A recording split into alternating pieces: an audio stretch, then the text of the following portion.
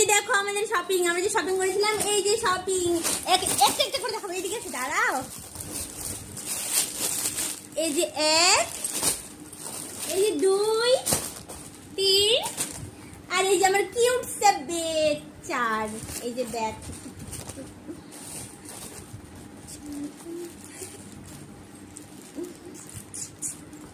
এই যে আমার ছেলের ড্রেস।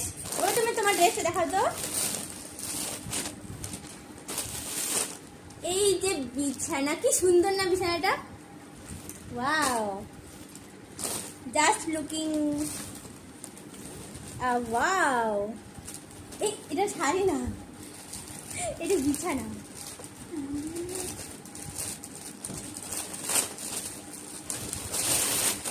আর একটা বিছানা। তোমরাই বলো কোনটা বেশি ভালো লাগছে।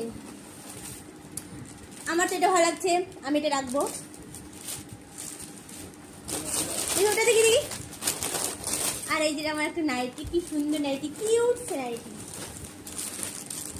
আরেকটা আমার ড্রেস দেখাই।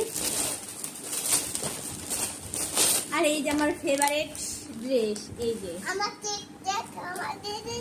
এখানে দেখাও, এখানে তোমারটা দেখাও, খুলে দেখাও। এই যে আমার, তুমি তোমারটা দেখাও, খুলে দেখাও, তোমার ড্রেস দেখাও।